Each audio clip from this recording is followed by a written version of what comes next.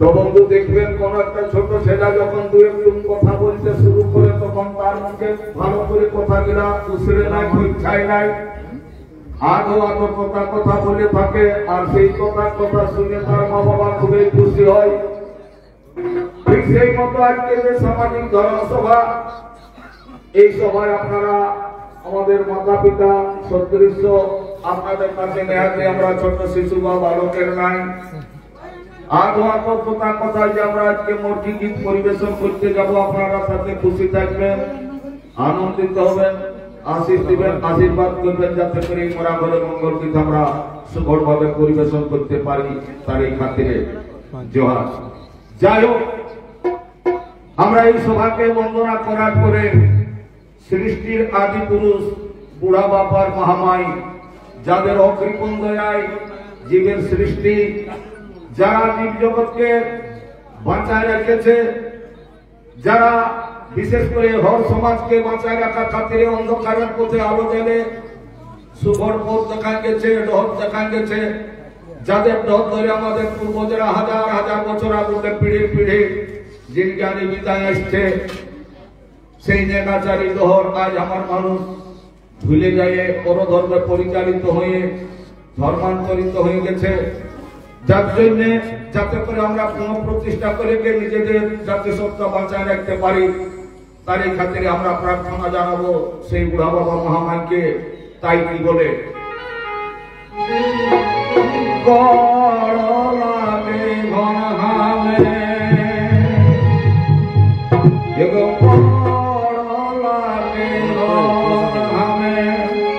বুড়া বাবা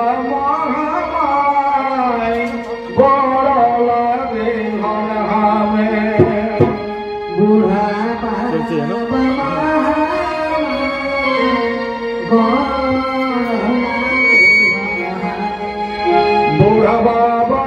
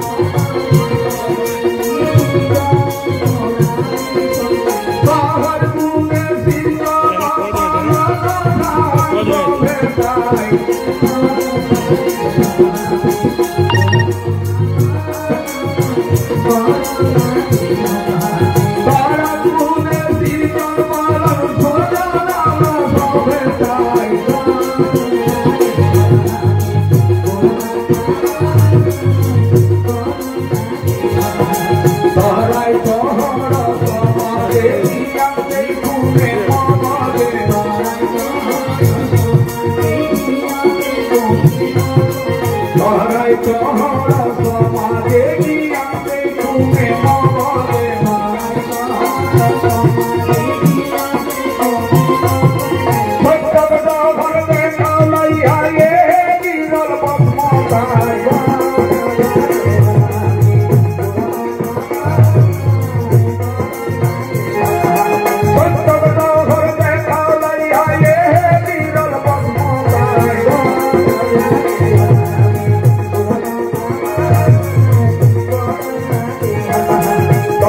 समाज टुकड़ा होया तोराय समाज बिगड़ा होया तोराय समाज टुकड़ा होया तोराय समाज बिगड़ा होया तोरा बांधल देना जारी अखड़ाया है दुनिया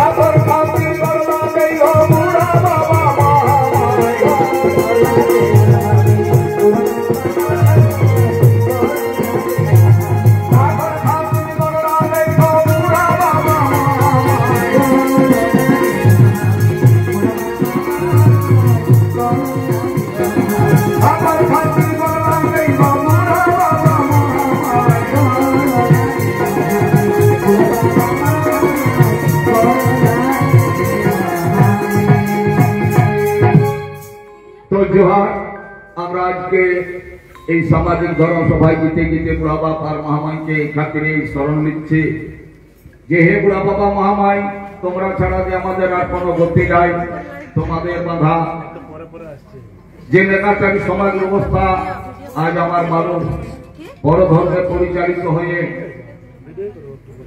নিজের ডহর ভুলে যায় অন্য ডহরে যাতে বসেছে তাই যাতে করে আমরা নিজেদের জাতি সত্তা নিজেদের আমরা ভাষা সংস্কৃতি কৃষ্টি কালচার যাতে করে আমরা বাঁচায় রাখতে পারি তার খাতিরে সাহায্য দিবে শক্তি দিবে বল দিবে উৎসাহ দিবে এই আমাদের প্রার্থনা। তো নমস্কার। এখন কথা হচ্ছে আজকে যে সামাজিক ধর্মসভা এই ধর্মসভায় আপনারা মানে যে সমস্ত আমার সমাজকর্মী আছেন কোন রকম যদি সামাজিক প্রশ্ন থাকে তো সেটা মনে ছিপাই না রাখে অবশ্যই আপনারা ব্যক্ত করবেন কারণ আমার সমাজ মানে প্রত্যেকটা মানুষের যতটা জানবেন ততটা মানুষকে জানাতে পারবেন।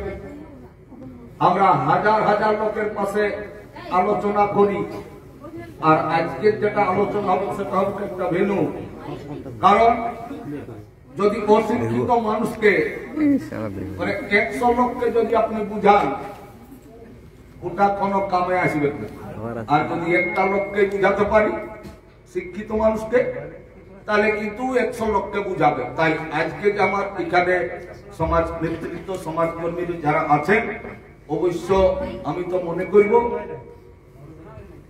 যদি এই ছেলেগুলাই যদি মনে করে তো সুন্দর মানে আগামী দিনের প্রজন্মকে নিজেদের ইতিহাস জানাতে পারবে কারণ নিজে জানবে তবেই জানাবে।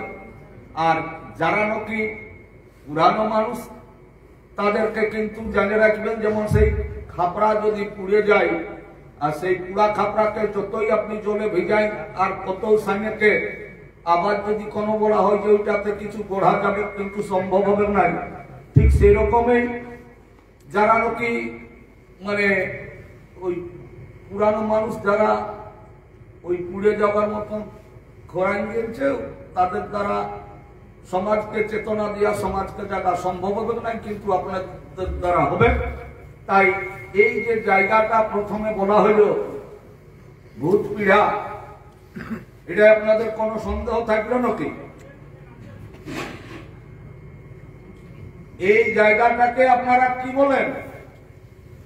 যে জায়গাটা আমরা বসে আছি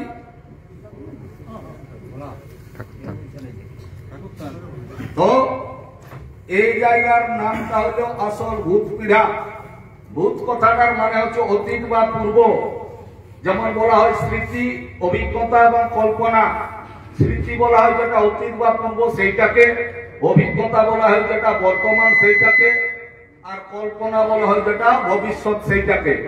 তো এইটা হচ্ছে আমাদের পূর্বপুরুষের স্থাপনা করা পীড়া। অতএব ইয়ার নাম হচ্ছে ভূত পীড়া। কোন একটা মানুষের নাম হরিপদ, সে যদি দোকান করে তখন অনেক লোককে তখন দোকানিও উহাকে নাকি। কোন একটা ভাই যদি আবার মাস্টারি করে তখন তাকে নামটা না বলে মাস্টারও বলা হয়। তো ঠিক সেরকম এই পূর্বপুরুষের স্থাপনা করা পীড়াটাই আমরা একটা তুলসী বৃক্ষ রোপণ করেছি, তার জন্য তুলসী পীড়াও কেউ বলতে পারে। তবে এটাকে আপনারা কেউ মনে করে নেবেন না যে বিষ্ণু মন্দির, কারো বটে সেটা আলাদা, কিন্তু আমাদের নয়। আর গীতে গীতে এখন আমরা বুড়া বাবা মহামাইকে যে স্মরণ করলি, সেই বুড়া বাবা মহামাই আপনারা কাকে মনে করেন?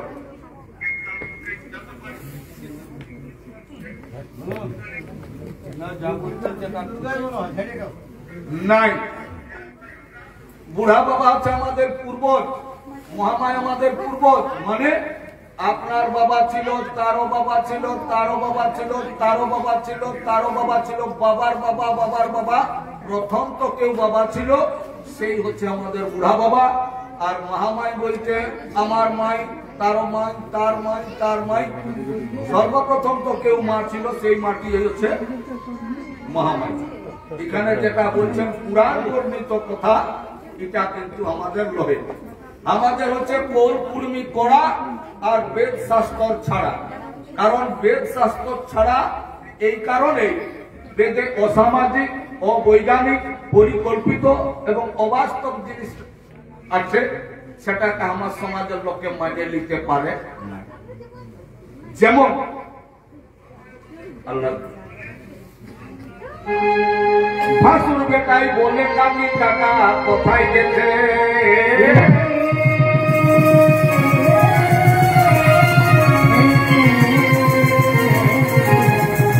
তখন কাকি বলে বসো তোমার মামা এখানে আসিছে, আর বসতে দিয়ে নিয়ে কাকি অবতারে বিজ্ঞা দিচ্ছে।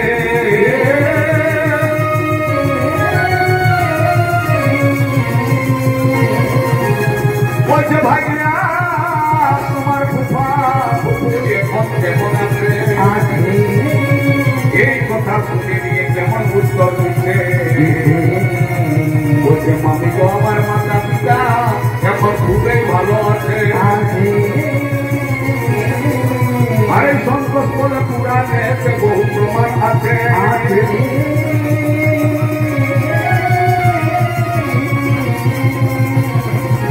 বলছে তোমার বেটায় মামার পিটিকে বিবাহ করেছে। তো আমার সমাজের লোকে কিন্তু এইটাকে মানে নিতে পারি নাই, পারে নাই। যেমন আপনারা শুনেছেন, যেমন মহাভারতের কথা শুনেছেন। এই মহাভারতে উল্লেখ আছে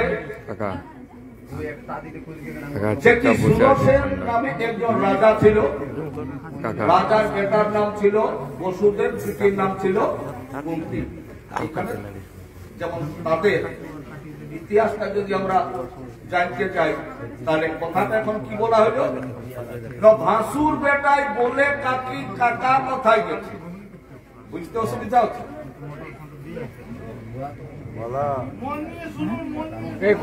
ভাসুর বেটাই বলে কাকি কাকা কোথায় গেছে, তখন কাকি বলে বসো জামাই তোমার মামা এখনই আসে।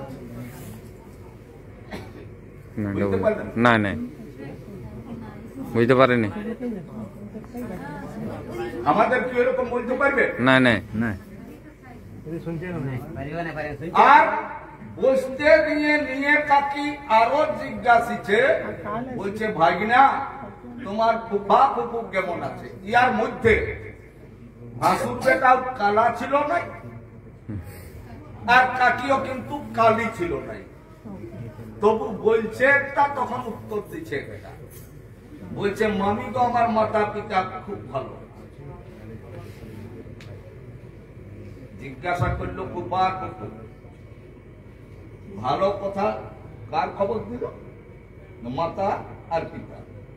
তো সেই সন্তোষ বলে পুরাণেতে বহু প্রমাণ আছে এরকম দুবাব বেটাই মামার বেটিকেই বিবাহ করেছে, তাই আমাদের লোকে অসামাজিক কাজটা করতে পারবে না। মানে ওই সুরসেন রাজার বেটার নাম ছিল বসুদেব, বেটির নাম ছিল কুন্তী। কুন্তীর বেটা ছিল অর্জুন, বসুদেবের বেটার নাম ছিল শ্রীকৃষ্ণ। কৃষ্ণ আর অর্জুন মামা ফুফুর বেটা ভাই ভাই। যদিও ছিল ভাই ভাই, তবু অর্জুন নকি ছিল জন্মের বড় আর কৃষ্ণ ছিল জন্মের ছোট।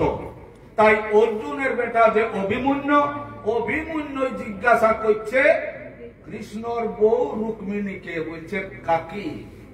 কাকা কথায় গেছে, মানে অর্জুনের ছোট বড় তো কাকাই বলবে না, তাই কাকি কাকা কথায় গেছে। তখন রুক্মিণী বলছে বৈষ্ণ জামাই, তোমার মামা এখন জামাই কেন বলল? কৃষ্ণর দাদা ছিল বলরাম, আর বলরামের বেটি বৎসলাকে বিয়া করেছিল অভিমন্যু। তো ভাসুরের জামাই হবে, বোয়াসিনের জামাই হবে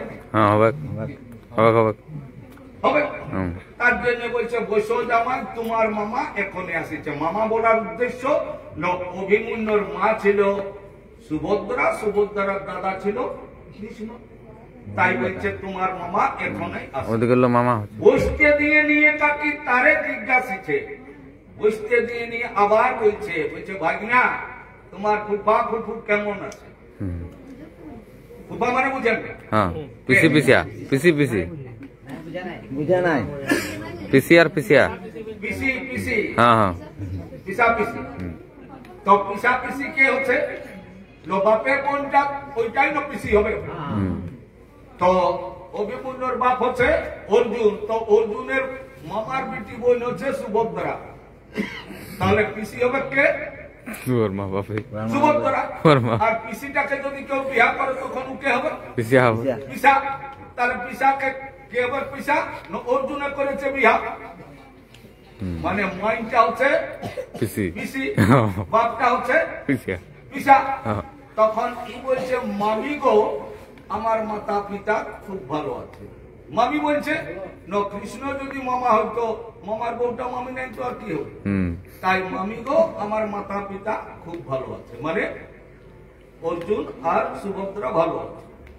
ইয়ার পরে সন্তোষ বলে পুরাণেতে বহু প্রমাণ আছে দুবাব বেটাই মামার বেটিকে বিবাহ করেছে। মানে অর্জুনে করল বসুদেব মামার বেটি সুভদ্রাকে বিয়া, তখন অর্জুনের বেটা অভিমন্যু দেখল যে যার বাপের চাপ দাড়ি তার বেটার নকি থড়াথড়ি বাপে করলো মামার বেটিকে বিয়া করা, আমি এই নাই পাইব।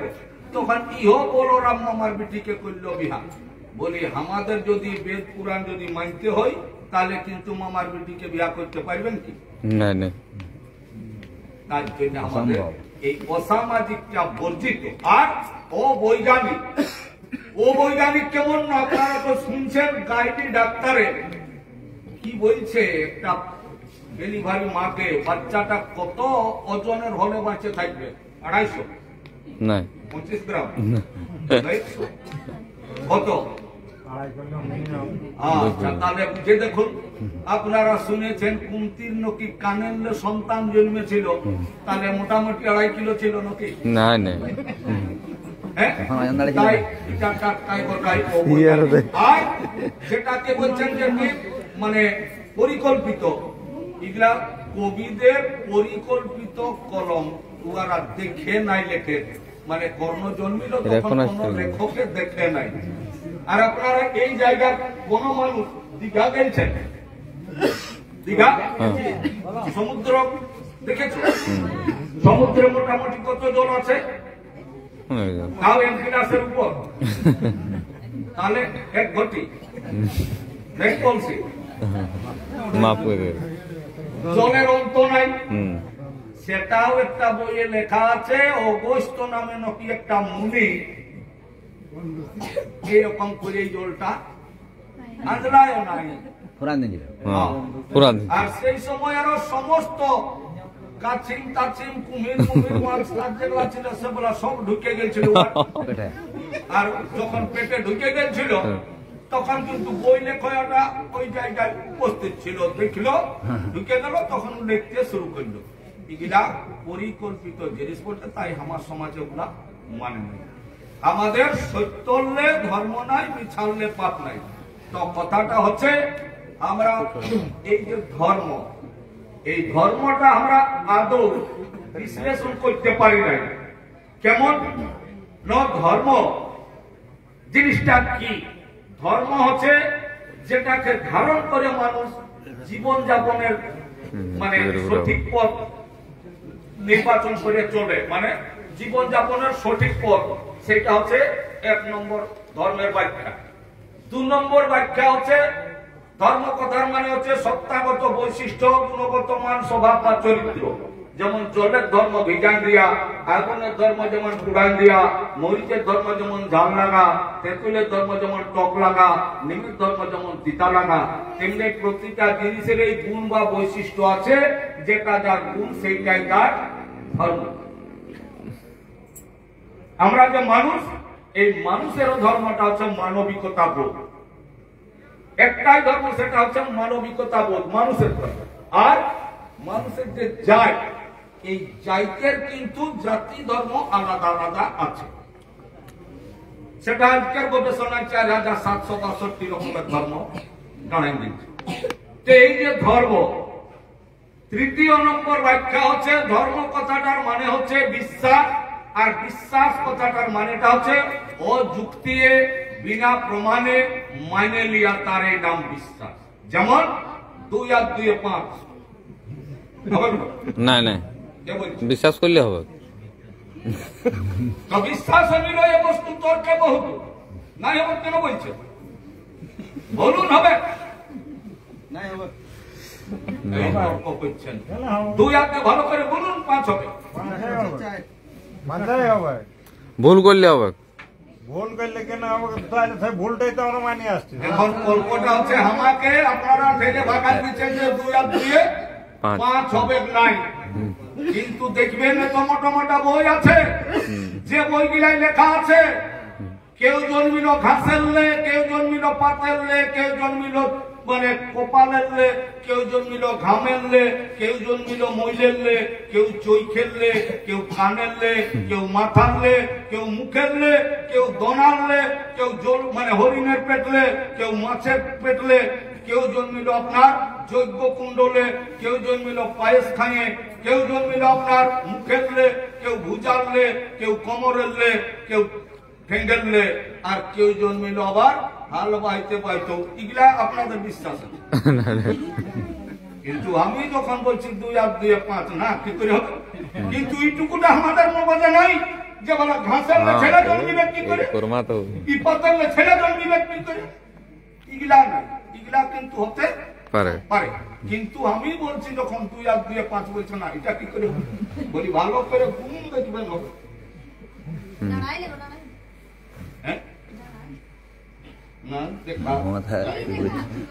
তো এই হচ্ছে কথা। তাই আজকের দিনে দেখতে হবে, আজকের দিনে সেটা বুঝতে হবে যে আমরাকে এই কুর্মী জনজাতি, এই কুর্মী জনজাতিকে মানে চালাক চতুর শ্রেণীর মানুষ বুদ্ধির কৌশলে আমাদেরকে লোকে মগজ ধলাই করে আমাদেরকে বুর্বক বানাইছে। তাই কবেতে বুর্বক বানাইলো? 1922 সালে আমাদের সমাজে ব্রাহ্মণ পুরোহিত ঢুকল, তার একটা ছিল নাই। তো এই যে কুর্মী, তখন আমাদের কেমন ছিল? কুর্মী জনজাতির মানুষ উদার সরল ছিল,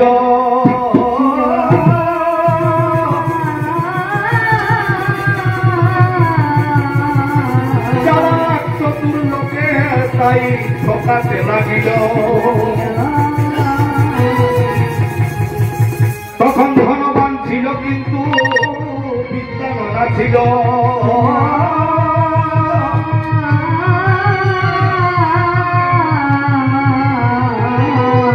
চতুর শ্রেণীর মানুষ তাই ঠকাতে পারিল। এ ভাই কুর্মীরাকে মাত বলে এমন পুরাণ দিল।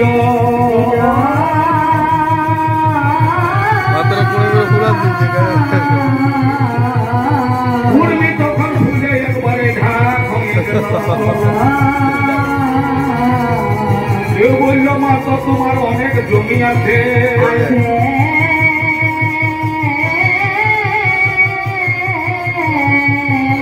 আজকে একটু জায়গা দাও, আমার বড় কষ্ট হবে।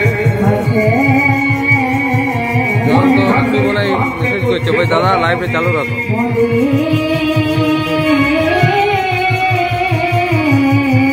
লোকের পাশে নাম করবে জায়গা দাবি যদি, আর ভাগলই তো হাতে মাগিতে আসেছে,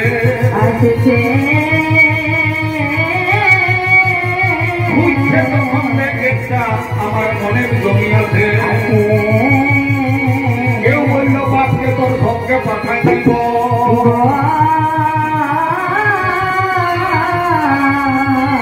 তবে কিন্তু কোন ঠিনে জায়গায় একটা দিব।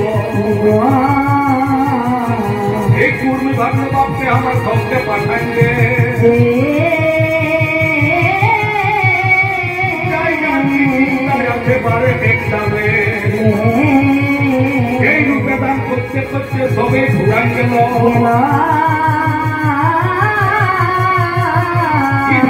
নাতি নাচনা তোকে বাড়িতে লাগিল,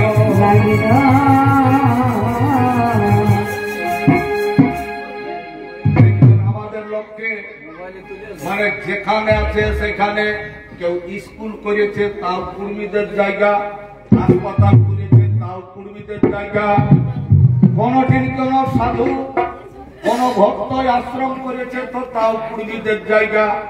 এই কুর্মীরাকে খুনাই খুনাই তো কুর্মীদের ঠিক সব খুনাই নিয়েছে।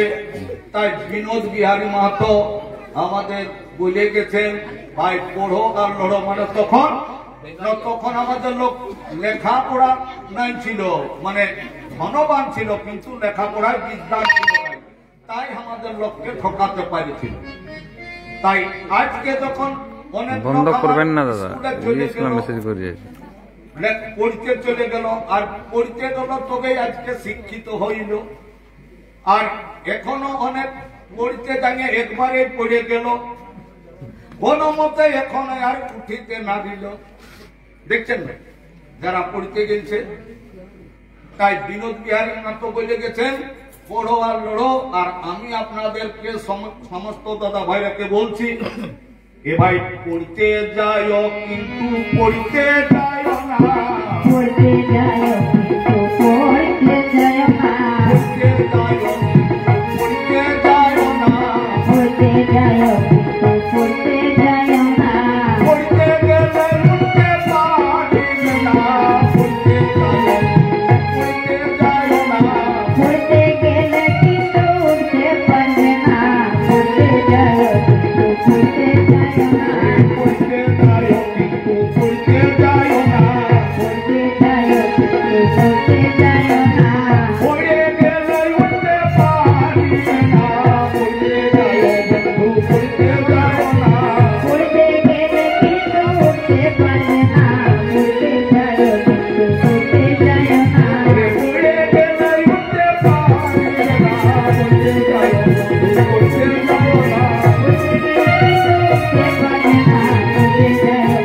পড়তে যাও না। তো বলি পড়তে যাও কিন্তু পড়তে যাও না, কি বলা হলো? মানে পড়তে যাও বই পুঁথি, কিন্তু কারো থেকে পড়া চলবে না, পড়তে যাও না, এই হচ্ছে কথা।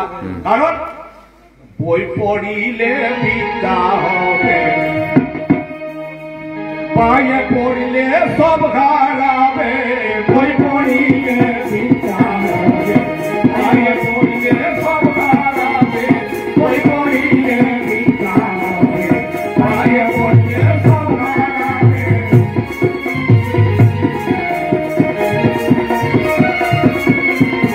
বই পড়িলে বিদ্যা হবে, পায়ে পড়লে সব হারাবে।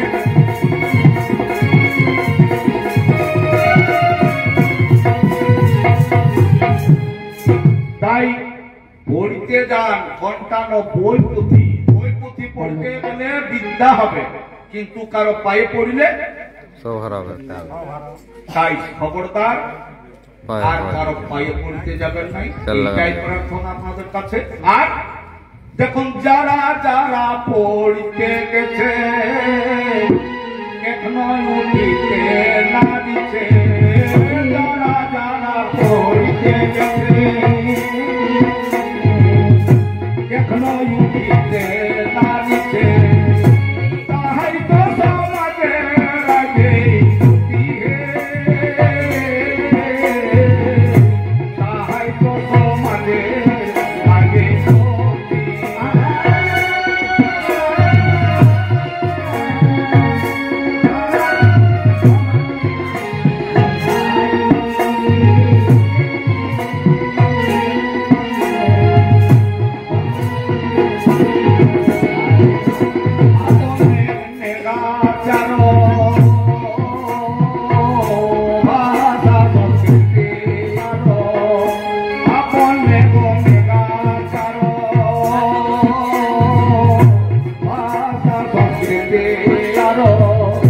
ভুলে গেছে আপন কুলো, ভুলে গেছে আপন কুলো।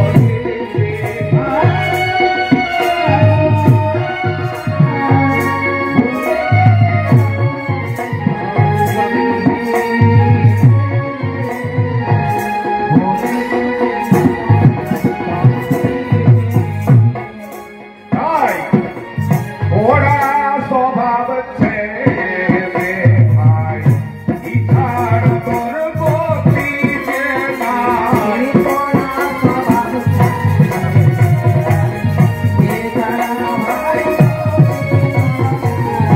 ওরা স্বভাব ছেড়ে ভাই, ইচ্ছার তোর গতি যে নাই,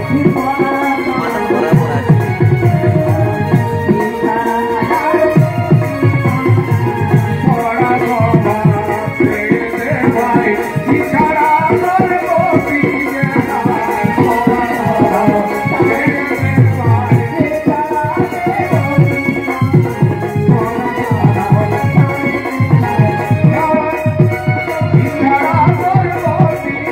ওরা স্বভাব ছেড়ে ভাই,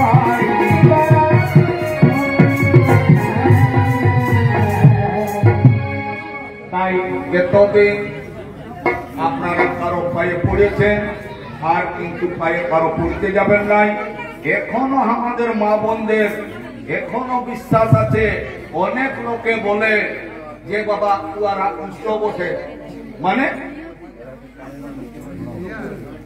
উঁচু বটে।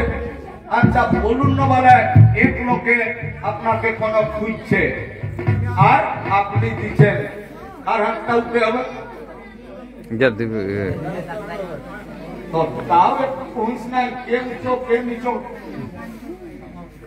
মনে করুন কেউ মাইছে আর আপনি তাকে দিচ্ছেন, তো কার হাতটা উপরে থাকছে? যে দিচ্ছে তারটাই উপরে থাকবে। যে দিচ্ছেন। তাহলে আপনি না বড় হয়ে যে নিচে থাকবে কি, মানে নিচে যা থাকবে কি করে বড় হবে, কিছুটাও তো সোচ করা, কিছুটাও তো বোঝা দরকার। তো তাই যাই হোক আজকের দিনে আমি আপনাদেরকে এই কথা বললি। আর একটু আগে বলা হইল যে বই পুঁথিয়ে লেখা আছে বিভিন্ন ধরনের, এই বই পুঁথিয়ে আমাদেরকে আজ মানে সমাজটাকে আমাদের জাহান্নামে ঢুকাচ্ছে। কারণ আমার পিছন দিকে একটা ব্যাগ আছে, আপনারা দেখতে পাচ্ছেন কি পাচ্ছেন নাই, এই ব্যাগটাই বিঘা 10 জায়গা, একটা বাঁধ, কিছু পলাশ গাছ আর অর্জুন গাছ, মানে বুঝেন না, হ্যাঁ এই কিছু বড় বড় অর্জুন গাছ নিয়ে আসা হয়েছে। আপনাদের বিশ্বাস হচ্ছে না? নাই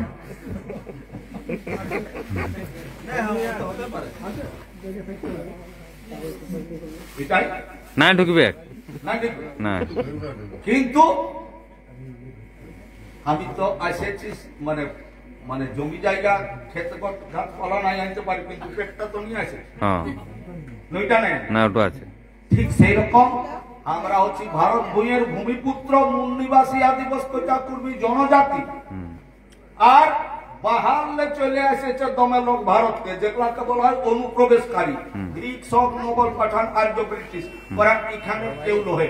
তো আমি যদি জমি জায়গা না আনতে পারি তাহলে তারা কি এনেছে? নাই নাই নাই, কিন্তু পেটটা পেটটা নিয়ে আসছি। নিয়ে এসেছে।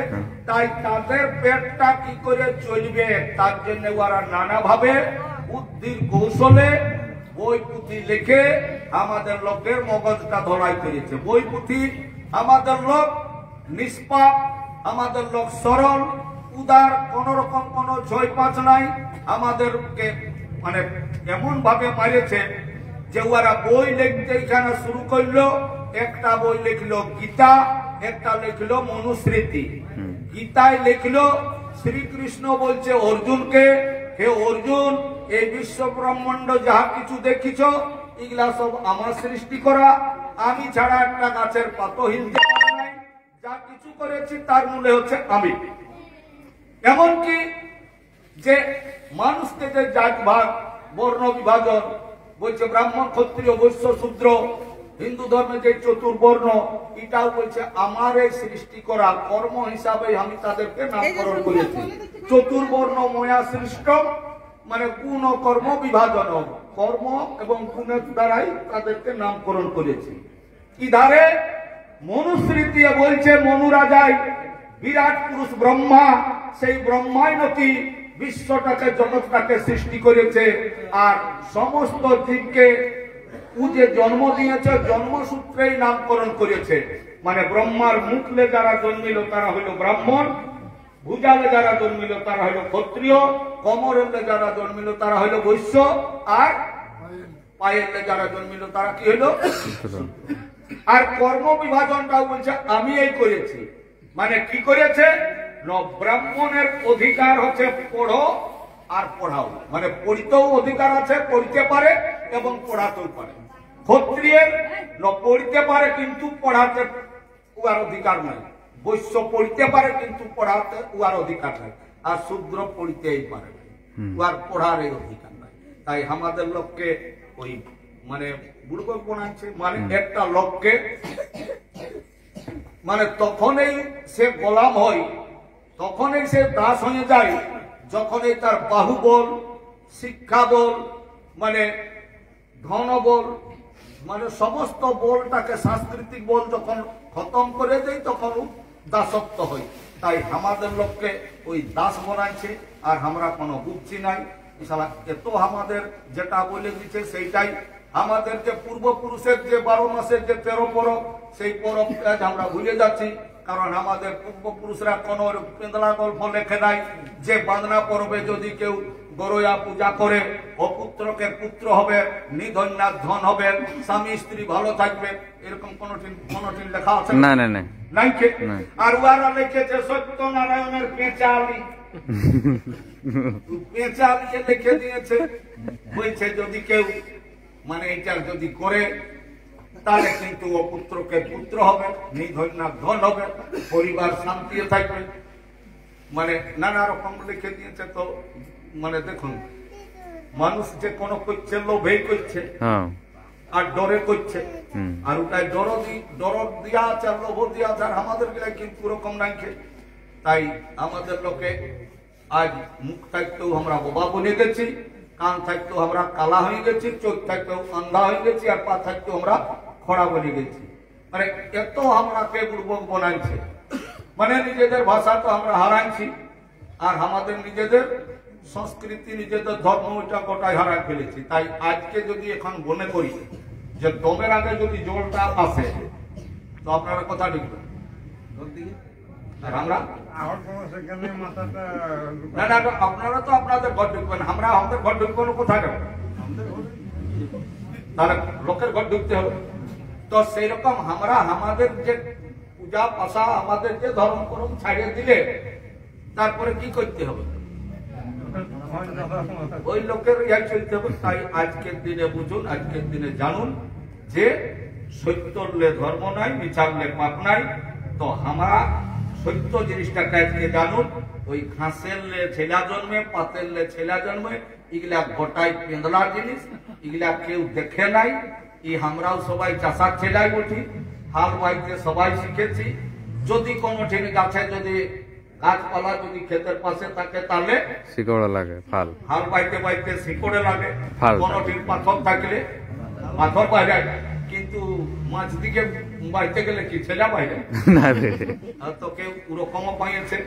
তো এগুলা তো জানছেন যে এগুলা একটাও সত্য জিনিস লহে কেমনে লহে আরো আমি বলে দিচ্ছি যেমন মহাভারতে বললি এরকম রামায়ণের কিছু কথা বলছি। রামায়ণে শোনা যায় আজ দাদার ভাসুর, রামায়ণে শোনা যায় দাদার শ্বশুর ভাইয়ের বেহাই গো। আচ্ছা, রামায়ণে শোনা যায় আর দাদার শ্বশুর ভাইয়ের বেহাই গো। তবে কে কার শ্বশুর হয় কে কার বেহাই চাইলে বলে দাও নটুকু গো শুনবো সবাই।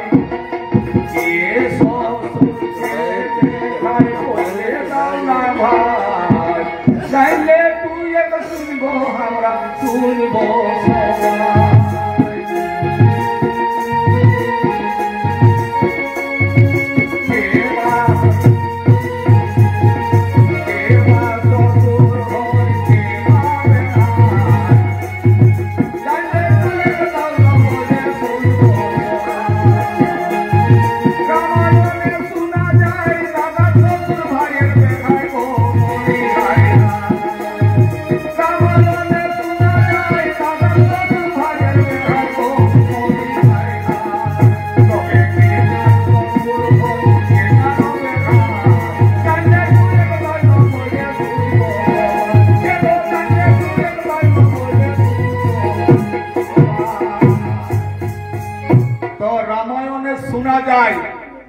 দাদার শ্বশুর যেটা ভাইয়ের বেহাইসি, বলুন না বাবা সম্পর্কটা কিরকম হবে? তাই কে কার শ্বশুর হয় কে কার বেহাই জানলে তুই দাও না বলে শুনবো। বিটিকে নিয়ে গেল বাপে, দেখো বিটিকে নিয়ে গেল বাপে, আর জামাই তখন ক্রোধে কাঁপে গো মরি হাই হাই। এত বিটিকে নিয়ে গেল বাপে, আর জামাই তখন ক্রোধে কাঁপে গো মরি হাই হাই। তারে রাগে শ্বশুরকে মারিল জামাই, এগো তারে রাগে শ্বশুরকে মারিল জামাই। জানলে তুই এক দাও না বলে শুনবো সবাই। তারে রাগে শ্বশুরকে মারিল জামাই, জানলে তুই এক দাও না বলে শুনবো সবাই। জানলে তুই এক দাও না বলে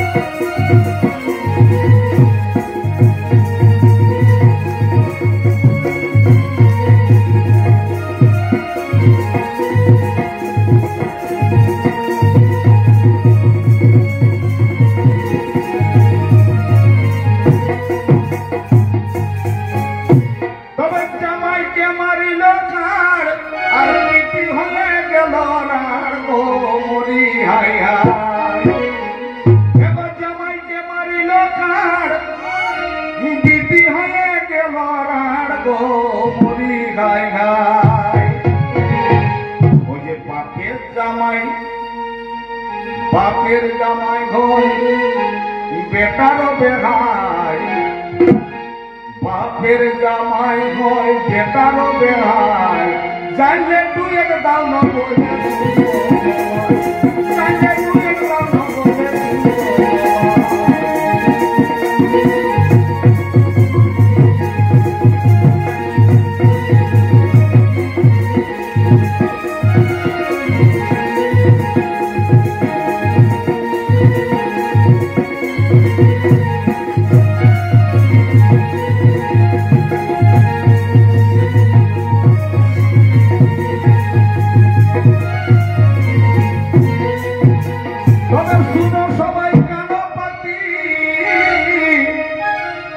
আর রাম হয় রাবণের নাতি গো মনি হাই হাই। এগো শুনো সবাই কেন পাতি, আর রাম যে হয় রাবণের নাতি গো মরি হায় হায়। আর সুমিত্রা লক্ষণ, সুমিত্রা নন্দন লক্ষণ রাবণের বেহাই, এগো সুমিত্রা নন্দন লক্ষণ রাবণের বেহাই। জানলে তুই একদম নবজে শুনো জানলে তুই একদম নবজে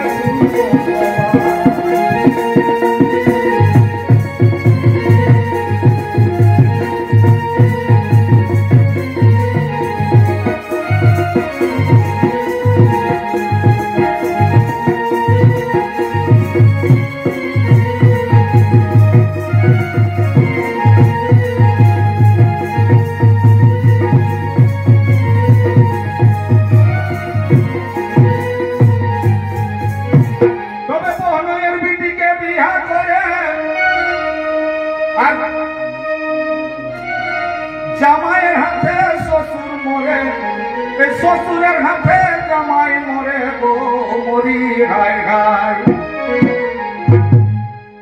বনয়ের বিটিকে বিয়া করে আর শ্বশুরের হাতে জামাই মরে গো মরি হায় হায়।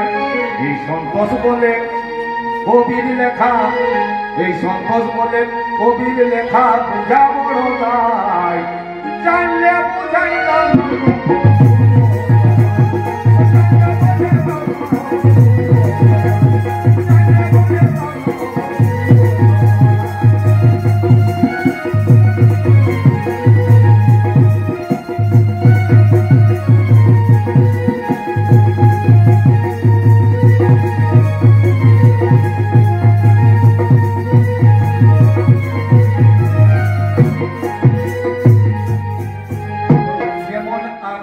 বলে দিলি। ওই যে ভাসুর বেটাই বলে কাকি এই মহাভারত যেমন আমাদের অচল, মানে আমাদের কাছে চলবে নাই, এই রামায়ণ কিন্তু আমাদের কাছে অচল। কেন চলবে নাই? রামায়ণে শোনা যায় দাদার শ্বশুর ভাইয়ের বেহাই, মানে দাদার শ্বশুর। রামের শ্বশুর হইল রাবণ, আর লক্ষণের কি হইল? রাবণ বেহাই।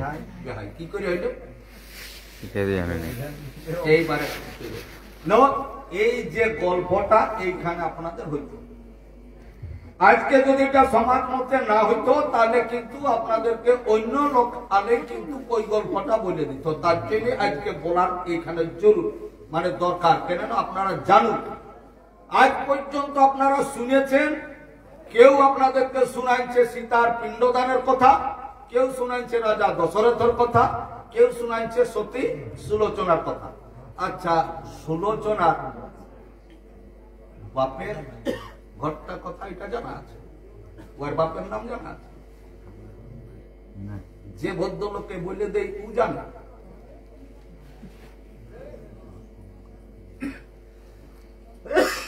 আজ আমার সীতারাম মাহাতো ই হচ্ছে বাপের ছেলে, আর সুলোচনা হচ্ছে সাপের ছেলে।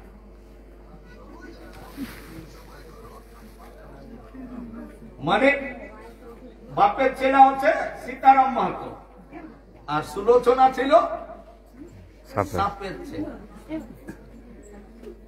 অনন্ত নাগ, এই অনন্ত নাগ নকি নিত্যকর্ম ভুলে গেছিল, তখন লক্ষ্মীয়ে নকি মানে শ্রী হরির সঙ্গে উহাকে সপ্তাহে পড়ায় বাঁধে দিয়েছে।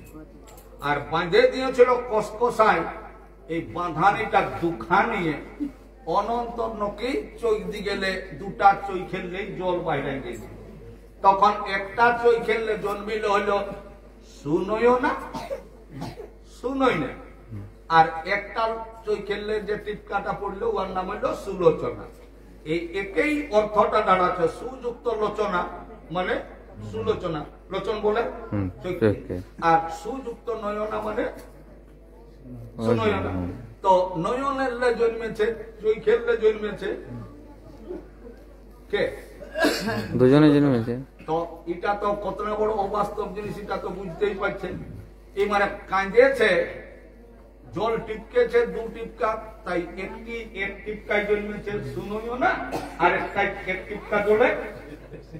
আর ওই সুনয়ানাকে বিয়া করল কে? জনক রাজাই, মানে সীতার মায়ের নাম ছিল সুলোচনা। আর যে লক্ষণ সেই অনন্ত, হুম, বইয়ের লেখা অনুপাতে। হ্যাঁ, তাহলে সুলোচনাকে কে বিয়া করলো? হ্যাঁ? হ্যাঁ, রান্না খায় লক্ষ্য করলো। মেঘনাদে রাবণের পুতহু হইল, মানে সুলোচনার বিবাহ হবার কথা ছিল ইন্দ্রর বেটা জয়ন্তর সঙ্গে, কিন্তু দেখলো জানতে পারলো যে ইন্দ্রর বেটা কেউ নাকি এই মেঘনাদে ইন্দ্রজিতে ভাগাইছে, পরাজয় করেছে। তখন ওর মনটা ছোট হয়ে গেল, তখন ইন্দ্রকে মানে ইন্দ্রজিৎকে বিয়া করলো, মানে মেঘনাদকে সুলোচনায়। তাহলে লক্ষণের চই খেললে মানে অনন্ত চই খেললে জল পড়লো, সেইটাই হইল সুলোচনা। আর সেই সুলোচনাকে বিয়া করলো মেঘনাদ। মেঘনাদ কার বেটা ছিল? রাবণের। তাহলে লক্ষণের সঙ্গে রাবণের কি সম্পর্ক হইল? উয়ার বিটি ইয়ার মা। তাহলে মা। দাদার শ্বশুর হইল, মানে রামের, মানে কি করে হইল? মুনিদের রক্ত নাকি করলিথ, আর ওইটাই জন্মেছিল সীতা। তাহলে রাবণের বিটি হচ্ছে সীতা, তাহলে রাবণের হচ্ছে রামটা জামাই, আর লক্ষণটা বেহাই। এই ইয়ার ঘাড়ে আর কুয়ার মুড়ে এই বেঁধলা লেখকরা লিখে কে ঢোকাই দিয়েছে, সেই জন্য আমাদের লোকে কুবলাকে আমরা সত্য বলে এই চলবে কেন? ওটাও তো বললি, এই কথাটাকে এই জন্য আজকে আমাদের বোঝা দরকার যে আমরা সকালেই দেখব উপর দিকে দেখতে গেলে একটা বিশাল বড় নীল আকাশ, চতুর্দিকে দেখতে গেলে আমরা দেখতে পাবো একদম গোল, কোন দিকে খেচবুচ নাই। এইটাকেই বলা হয় ব্রহ্মাণ্ড। ব্রহ্মাণ্ড কথা বলার উদ্দেশ্য হচ্ছে ব্রহ্মযুক্ত অণ্ড সমান ব্রহ্মাণ্ড। অণ্ড বলা হয় ডিমকে, ডিম যেমন গোলাকার তেমনি পৃথিবীটা গোলাকার। এইটাকেই বলা হয় বিশ্ব, এইটাকেই বলা হয় দুনিয়া। তো এই যে দুনিয়া, এই দুনিয়া আজ আমরা কি করে দেখতে পাইছি? কে আমাদেরকে এই দুনিয়ায় এনেছে? দুই নিয়ে হচ্ছে দুনিয়া, প্রকৃতি আর পুরুষ, অর্থাৎ মা আর বাপ। প্রকৃতি পুরুষের মিলিত রূপটাকেই বলা হয় ব্রহ্ম, সেই ব্রহ্মই হচ্ছে জীবের সৃষ্টি। তাই মহাপুরুষরাও বলে গেছে সেই কথা যে কি পিতা স্বর্গ পিতা ধর্ম পিতা হি পরমন্তব্য পিতরি প্রীতিমা পণ্যে প্রিয়ন্তে সর্বদেবতা। অর্থাৎ বাপের যে অনুশাসন মানে চলে, বাপের যে সেবা করে, বাপের যে আজ্ঞা পালন করে, তাকে পরিকল্পিত কোন ঠাকুর দেবতার পূজা, দান, দক্ষিণা, তীর্থ ভ্রমণ কোন করার দরকার নাই। আর কেউ যদি বাপকে সেবা না করে, বাপের আজ্ঞা পালন করে নাই, আর যদি উত্তর ভারত আর দক্ষিণ ভারতে যদি 365 দিন কাটে দেয়, তাহলে কিন্তু ওই লোক দেখা ছাড়া অন্য কোনো হবে নাই, ওটাই ধর্ম হয় নাই। আবার বাপের চাইতেও মাকে বলেছে অধিক গুণে বড়, যে কি পিতৃব্য ধিকা মাতা গর্ভধারণ পোষণ অত ত্রিশু লোকে সুনাস্তি মাতৃ সমগুরু। মা যে একটা সন্তানকে জন্ম দিয়ে থাকে, জন্মকালে সে নিজের জীবনকে মৃত্যুর সঙ্গে লড়াই করে মরণকে বরণ করে নিয়ে রক্তে বন্যা বহায়, এই বসমতায় সন্তানের জন্ম দেয়, আর বেজায় আদর যত্ন করে কোলে কাকে নিয়ে উনকে খাওয়ায় বড় করে ছেলেকে। তাই মা মায়ের আর বিকল্প কোনো জিনিস নাই। যার জন্য সাহিত্য সম্রাট বঙ্কিমচন্দ্র চট্টোপাধ্যায় বলে গেছেন যে জননী জন্মভূমিষ্ঠ স্বর্গাদপি গরিয়সী, মতলব মা হচ্ছে এই বসমতা এবং আসমানের চাইতেও অধিক গুণে বড়, তবে রূপ বা আকারে নাই। তাই আজকে আমরা বলবো যে যুক্তির শক্তি নাই, দলের নাই বল, অযুক্তি ছাড়িয়ে দিয়ে যুক্তি নিয়ে চল। কেমন যুক্তি নিয়ে চল? আমরা কিন্তু দুই নিয়ে পাইছি দুনিয়া, অর্থাৎ মা আর বাপ। কেমন করে আমরা দুনিয়ায় এসেছি? তো দুই লেকে দুনিয়ায় আইলাই গো কেসে করি,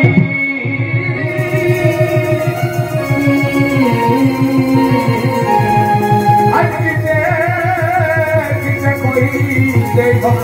ধৈর্য ধরি ধরি কোন লোকের নামে করো সংখ্যা লিখিব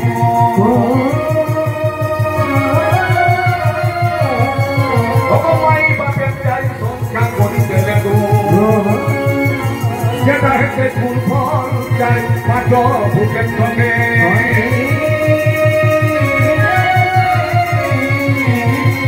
আর চড়ি ডবল করি যে বার করা হাত রঙে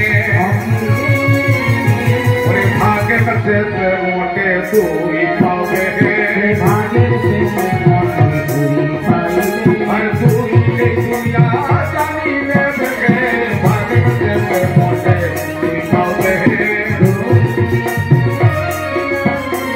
ভাগের শেষে মোটে তুই পাইবে তুই দেখিয়া জানিলে দেখে ভাগের শেষে মোটে তুই পাবে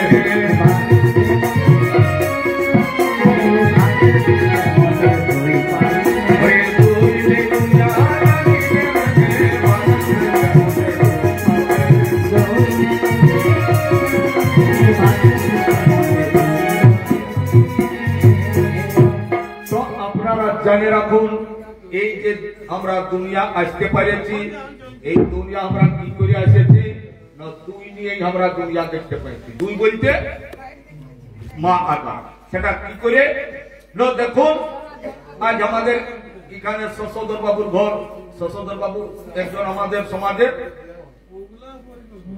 সমাজকর্মী তাছাড়া মানে আমরাও তাকে বিজ্ঞানীও বলি বিজ্ঞান সম্বন্ধ তার ধারণা আছে তো তাই আমার সমাজটা সত্য যুক্তি ইমান আর বিজ্ঞান চারটা জিনিসকে নিয়ে যে প্রতিষ্ঠা করে গেছে আমাদের পূর্বজরা তাই বিজ্ঞানে আমাদেরকে ঢুঁড়তে হবে বিজ্ঞান মানে বিশেষ জ্ঞানে আমাদেরকে সেটাকে মানে ভেউড়াতে হবে ওটাকে ইচড়ে দেখতে হবে কেমন করে না বিশ্লেষণ করতে হবে যে দুই নিয়ে দুনিয়া দুইটা কি বটে একটা অঙ্ক বটে একটা সংখ্যা বটে তাই অঙ্ক নাহলে বিজ্ঞান হয় নাই আর বিজ্ঞান নাহলে কিন্তু অঙ্ক হয় নাই তাই দুই নিয়ে কেমন ভাবে আমরা এই দুনিয়ায় এসেছি কোন লোকের নামে সংখ্যাটা লিখে নিয়ে যেমন আমার এখানে কে আছে তুই বাবু আছে তো তুই নিয়ে কটা খরচ বাবু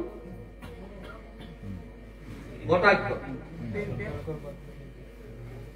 কারো থাকলে এইটা মানুষ বটে একটা একটা মানুষ মানে আছে বলে নাকি তো একার ওকার গেলে অলঙ্কার বটে ইয়ার শব্দ মানে একক ভাবে একটা রশি দিয়ে দাও না ভালো কোনো না থাকুকটা কি বলবে একটা আঘাত দিয়ে রাউটা কি হবে বইয়ের পাশে লোয়ের পাশে অঙ্কের পাশে বসবে তবে এখানে একটা তাই তিনটাই তো কোন লোকের নামে করো সংখ্যা লেখিকু এই তোমার লেখলি 3 আর তুমি তোমার মা বাপের গুণের জন্য তুমি এই বসমতায় আসতে পারেছো তাই 3 গুণিত দিয়ে দিব মাই 2টা অক্ষর বাপ 2টা অক্ষর মানে 4টা তাহলে 3 গুণিত 4 কত হবে ভাগ করলে গুণ করলে 12 3 4 12 আর 5 ভূতের সহযোগিতা মানে ওখানে তোমাকে যুক্ত দিতে হবে সাউকা মানে ওখানে যুক্ত যোগ করতে হবে তাই 12 কার সহযোগিতা 5 ভূতের 12 আর 5 কত হবে 17 আর তোমাকে তোমার শুধু মা জন্ম দেয় নাই তোমাকে শুধু তোমার বাবা জন্ম দেয় নাই উভয়ের এই সমশক্তি প্রদানে তোমার জন্ম হয়েছে তাই 17 সঙ্গে আরো 17 যোগ করলে কত হবে বড়ে ভাগ মানুষ তলু পাওয়া সুর দুর্লভ শত গ্রন্থমে গাওয়া আর বহু ভাগ্যে তোমার মানুষ কুলে জন্ম হয়েছে তাই ওখানে ভাগ চিহ্নটা দিতে হবে তবে তাইলে তোমার এই 8 অঙ্গ দেহটা লাভ করেছো তাই 34 ভাজিত 8 ভাগ করলে কত ভাগ শেষ থাকিবে 2 থাকবে হ্যাঁ একটা 32